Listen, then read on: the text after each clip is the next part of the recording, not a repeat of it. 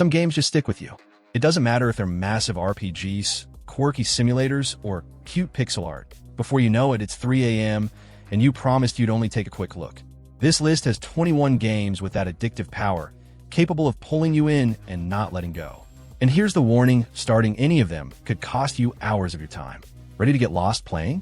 I'm Jax, and if you're new here, welcome to the Play Hunters channel. If you could subscribe to help me grow, I'd really appreciate it, from one gamer to another. Let's get started. Wuthering Waves blends open-world exploration with fast-paced action and stunning visuals. With a post-apocalyptic vibe and touches of science fiction, the game features a dynamic combat system with fluid combos, precise dodges, and unique abilities for each character. Movement is also a highlight, running on walls, gliding, using grappling hooks. Everything contributes to total freedom within a map. And each new region unveils creatures, mysteries, and ruins that pull you away from the main quest. The focus on narrative and atmosphere doesn't hinder the gameplay. On the contrary, the story intertwines with the combat and player decisions naturally. The intense soundtrack and visual effects make everything more impactful. There's also a robust progression system, with a talent tree and customization that encourages experimentation. Playing with different styles isn't just possible, it's necessary. And the game always gives you reasons to try again. Wuthering Waves hooks you because it gives you freedom and rewards curiosity. You start exploring out of interest, and before you know it, you're clearing the map, hunting optional bosses, and crafting improbable builds. It's beautiful, agile, packed with content, and carries a vibe that mixes mystery and urgency. If you enjoy action and exploration, here's a real warning: starting is easy. Stopping is another story. No Rest for the Wicked is an action RPG that combines precise combat with a dark and dense atmosphere. With hand-drawn visuals and an art direction reminiscent of medieval illustrations, the game plunges you into a world corroded by corruption, war, and a mysterious plague. The battles are intense and require enemy reading, perfect timing for dodging and positioning. Nothing is easy, and each new enemy may surprise you with unexpected strength or speed. Beyond the combat, the game delivers a world with vibrant cities, NPCs who react to your actions, and a detailed progression system. There's real weight in every choice, every weapon equipped, every skill point invested. The areas to explore are labyrinthine and full of secrets, both good and dangerous. The sound design helps maintain the tension, even in the calmest moments. It's a game that demands constant attention. No Rest for the Wicked hooks you because it doesn't let you feel comfortable. You're always one step away from something bigger, harder, darker. The mix of obscure narrative, dense loot systems, and challenging combat turns every progress into a conquest. If you enjoy action with gothic soul and a touch of despair, this game won't just grab you. It will keep you hooked for a long time. When a game gives you too much freedom, it can lose its way. But Elden Ring does the opposite. The more freedom it gives you, the more it hooks you. The open world is vast, mysterious, and full of places that seem forgotten by the gods themselves. You don't have an obvious path, just clues, suspicions, and a stubborn desire to discover what lies beyond that hill. And the best part, almost always, what's beyond will crush you. The combat is technical, varied, and adaptable to any style. You could be a mage, knight, assassin, summoner, or all of them together. Exploration is the heart of the game, with rewards hidden in the wildest antics. From jumping into a seemingly useless well to following a trail of cracked statues. It's the type of game that respects the player enough not to hold your hand. And for that reason, every victory feels like an achievement. Elden Ring hooks you because it doesn't distract you with gimmicks. It invites you to face the unknown. And when you find a castle lost in the middle of nowhere and spend hours inside it, you understand the power of this world. It's tough, it's immense, it's unfair at times, and still, you can't put it down. Because deep down, you know that every new pain will lead to a victory you truly earned. Some games don't impress by graphics or combat, but by mystery. Blueprints is one of those. You enter a mansion that changes shape every time you visit, and you have exactly 12 hours in game to figure out what's inside. Every door leads to a different room. Every attempt reveals new routes. There's no fixed map, no guaranteed path, just your memory and intuition. The game doesn't explain, it just lets you try. The tension builds slowly. As you explore, you notice strange patterns, hidden messages, and events that seem to repeat with subtle variations. Everything feels like a puzzle, as if the game itself is testing you. And in a way, it is. Time is your greatest enemy. Every second spent could be a missed chance to discover something crucial. The soundtrack is restrained, the setting is enigmatic, and the silence weighs more than any scare. Blueprints hooks you because it's impossible to accept that you've seen everything. The game feeds that doubt, what if I had gone through the other door? And that stays with you even after you turn off the console. It doesn't need frantic action or complex mechanics, just your curiosity. And if you like games that leave you restless until you find all the answers, good luck escaping this mansion. Ruling has never been easy, especially when your kingdom is sinking in snow, debt, and impossible decisions. Yes, your Grace 2 Snowfall puts you back on the throne, but now in an even colder, harsher scenario full of dilemmas. You listen to subjects, make political decisions, and try to keep your family alive while everything around threatens to collapse. There's no right choice, only consequences you'll have to live with. And worse, the people remember. The structure follows the style of the first game, with cycles of decision-making, resource management, and unpredictable events. But here, the tone is heavier, the pressure more constant, and the sense of uncertainty even greater. Every resource allocated to one problem could be lacking in another. Every alliance could turn into betrayal. And all of this while you try to maintain some humanity in a world that demands cruel pragmatism. It's management with emotional weight. Yes, your Grace 2 hooks you because it turns simple decisions into moral dilemmas. It doesn't punish you with death or game over. It just shows you what your choice cost. And you keep playing, not for glory, but because you want to do a little better than last time.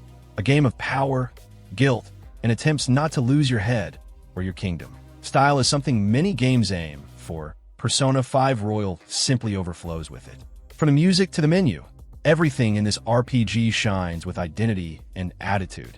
By day, you live the life of an average student. By night, you lead a group of supernatural thieves, diving into people's subconscious to confront their sins. It's a game of contrasts, everyday life and surreal battles, school and revolution. Somehow, it all fits perfectly together. The turn-based combat is fast, strategic, and full of possibilities.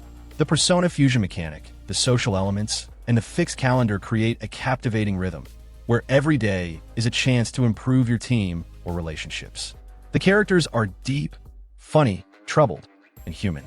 The story evolves with them, becoming increasingly complex and emotional. Before you know it, you're completely invested. Persona 5 Royal hooks you because you care, not just about the world, but about every friend, every relationship built with patience and choice. The game rewards exploration of every corner of Tokyo. It makes you want to be there. With more content, alternate endings, and new mechanics, this version is the definitive way to live this universe. And when it ends, you'll feel the urge to go back to day one and start all over. Some games don't end, and that's exactly why you can't stop playing.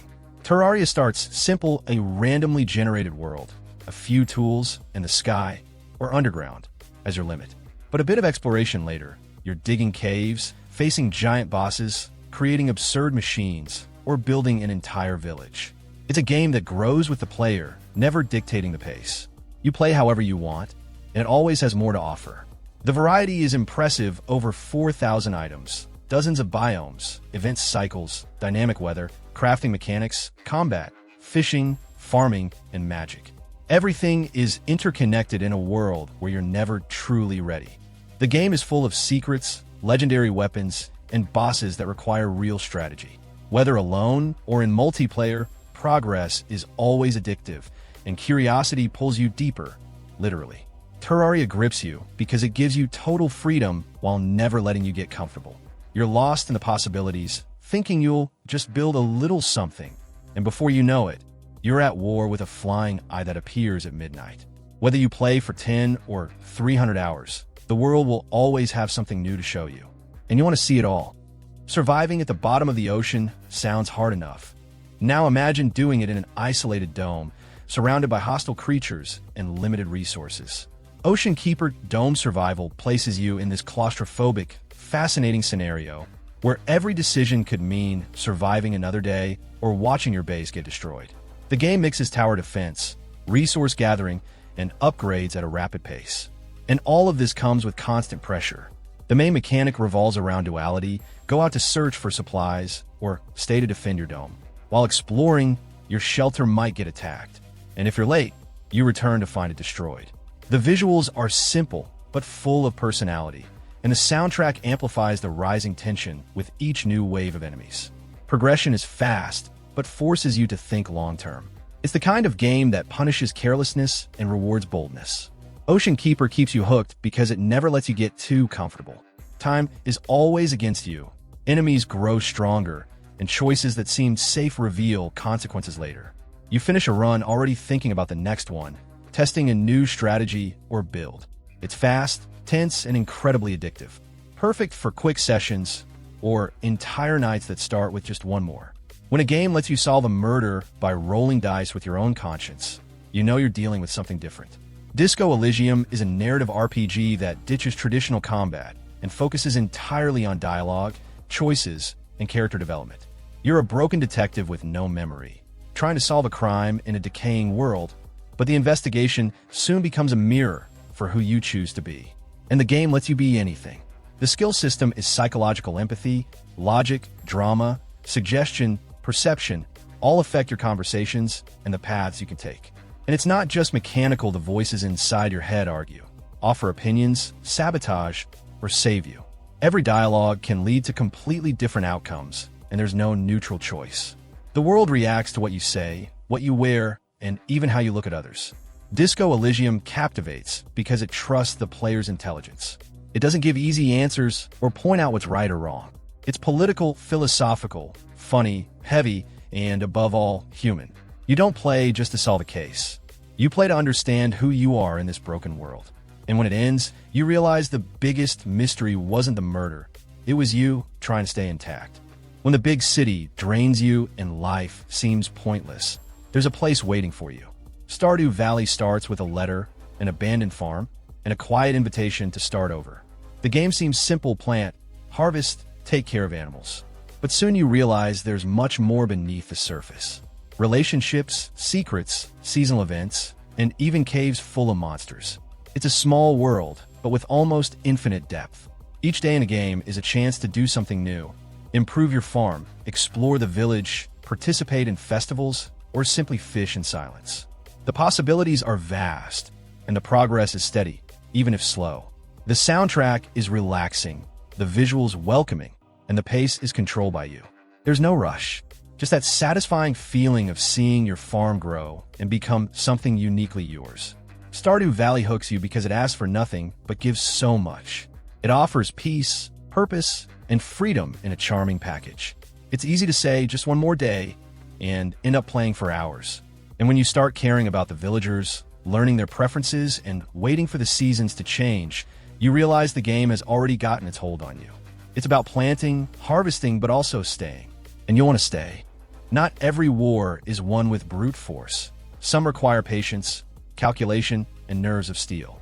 Conquest Dark is a real-time strategy game that immerses you in a gothic, brutal universe where every battle carries weight, each loss is felt, and every decision shapes the course of the empire.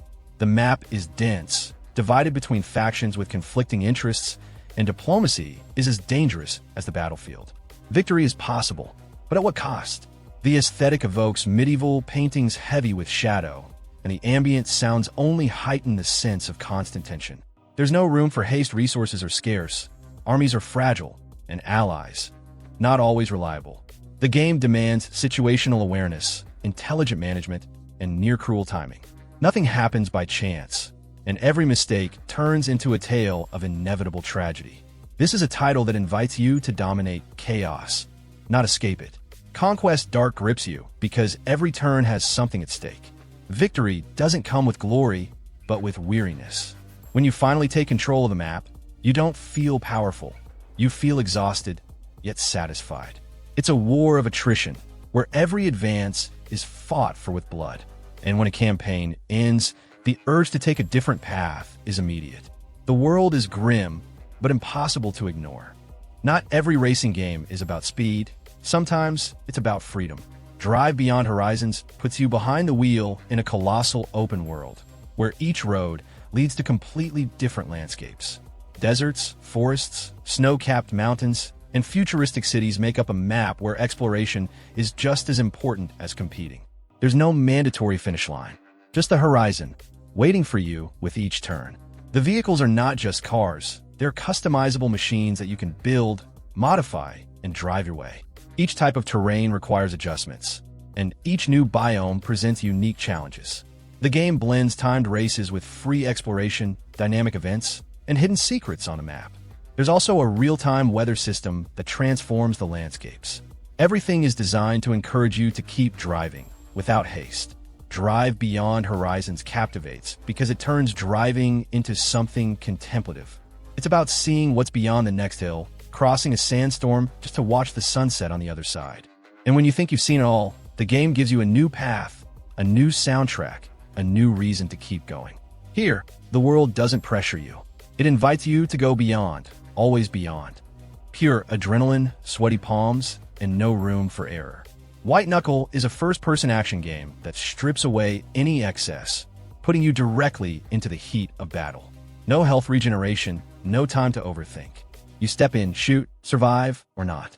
The environments are confined, intense, and every fight feels like a high-speed, life-or-death brawl. The visuals are stylized, with contrasting colors, harsh lighting, and blood splattering as part of the design. The controls are extremely responsive, and every weapon has weight, rhythm, and a unique feel. It's the kind of game where you feel the impact of every shot, the sound of your ammo running out, the sound of your character panting. The difficulty is high, but never unfair. Everything depends on your precision, your reading of the situation, and your reflexes. White Knuckle grips you because it gives you no breather. When a stage ends, you feel your body relax and immediately hit the button to try again. It's addictive, direct, and free of distractions. Just you and the enemies in increasingly challenging arenas. And the more you fall, the more you learn. And the more you want to fall again, just to prove you can make it out in one piece. Or at least farther than before. Dark fantasy, demanding combat, and decisions with real weight. Alaloth Champions of the Four Kingdoms brings back the essence of classic isometric RPGs, but adds reflexes and brutality in real-time battles. The world is divided among 4 warring kingdoms, with distinct cultures, rival factions, and an ancient threat on the brink of awakening. You're not the perfect hero. You're a champion trying to survive in a collapsing world. And every quest feels like the start of something bigger. Combat requires precision and enemy reading. No comfortable turns here. Shield, roll, and well-timed strikes are the foundation of survival. Progression is open-ended, and you choose what kind of warrior you want to be and who to ally with. Each kingdom has its own rules, challenges, and monsters, and the map hides ruins, dungeons, and events that change based on your choices. It's hardcore RPG with blood in its eyes and a map full of traps. Alaloth captivates because every step feels like a gamble. You never know if you'll find allies, enemies, or just more uncertainty about why you're there. It's about exploration, yes, but also about survival and making tough decisions. The dark setting, tense atmosphere, and well-written text complete the immersion. If you grew up playing Baldur's Gate but want something more direct and brutal, this game will drag you in easily. Violence, steel, and unexplainable chaos. Voin throws you into a filthy, distorted world where the story hardly matters. What counts is surviving, killing, and moving forward. It's a third-person hack-and-slash with an industrial setting, surreal touches, and an aesthetic that blends the grotesque with the poetic. There are no lengthy dialogues, no dramatic pauses, just flesh, metal, and desperation. Combat is fast, gritty, and physical. You feel the weight of the weapons, the difficulty of moving in tight spaces, the urgency to kill everything before they tear you apart. There's no gentle tutorial. You learn by getting hit. And every new enemy feels like a cursed creation, with erratic movements and disturbing designs. The environments help maintain the tension-narrow corridors, rooms with pulsating lights, suffocating ruins. Voin captivates because it appeals directly to your instincts. No complicated systems, no skill trees, no crafting. Just you, a weapon, and the will to press forward. When a fight ends, you don't think about loot, you think about breathing. And even then, you keep going. Because in the midst of all the filth, there's rhythm, style, and a strange beauty. And it's hard to let go of. Thrones aren't conquered with swords. They're taken with influence, intrigue, and broken promises. Game of Thrones Kingsroad embraces the political side of George R.R. Martin's universe, placing you in the middle of the power struggles between noble houses. You don't play as a single hero, but as an entire lineage, making decisions that shape generations. It's a game of construction, diplomacy, and betrayal, and no one is truly safe. The gameplay mixes real-time strategy with territory, resource, and reputation management. Every alliance is fragile, every army is expensive, and every feast can end in bloodshed. You need to balance military advances with wordplay, and always be ready to sever ties when they get too costly. The series' true setting, with familiar voices and canonical events, adds weight to every decision. And every letter sent could change the course of everything. Kingsroad captivates because it turns politics into a battlefield. You feel the cold of Westeros not only on the map, but in the way each character eyes the throne. There's no clean victory, just survival and better maneuvers than the others. And even when it seems like everything is under control, someone always has a plan you didn't see coming. After all, in this game, either you win or watch it all crumble. A deserted island, makeshift tools, and a bunch of monkeys ready to help or hinder. The Survivalist is a survival game with a comedic touch, colorful visuals, and gameplay that mixes crafting, exploration, and automation. You wake up on an unknown archipelago and need to figure things out: chop wood, build shelter, hunt, defend your base, and, of course, teach the monkeys to do it all for you. It sounds simple. It's not. The twist lies in the monkey command mechanic. They can repeat actions, set up production lines, and even form small, makeshift armies. This gives the game a unique rhythm, where efficiency depends on your organization. Dungeons scattered across the islands, dangerous enemies, and secrets that take time and courage to uncover add to the challenge. The game is accessible, but soon pushes you to think like a manager lost in the wilderness. The Survivalist captivates because it combines lightness with depth. Every new day offers something to improve, test, or expand. And the attachment to routine becomes motivation. Can I automate everything today? Or at least train the monkeys to not leave me hanging? It's one of those games you start relaxed and end up checking the clock, amazed at how much time has passed. Powerful magic, ancient conflicts, and choices that shape the fate of an entire world. Avowed is the new RPG from Obsidian set in the Pillars of Eternity universe, but now in first person, with a focus on action, deep narrative, and exploration. You play as an emissary with mystical powers in a land on the brink of collapse, where alliances are fragile and truth is always relative. And the world reacts with weight to everything you do. Combat mixes swordplay and spell casting in real time, with the ability to use devastating magic, enchanted weapons, and positioning tactics. The progression is flexible, allowing you to shape your character to your playstyle, whether as a warrior, mage, thief, or something in between. Moral decisions are never black or white, and consequences appear quickly. Conversations, factions, choices, everything has a consequence. And the universe has memory.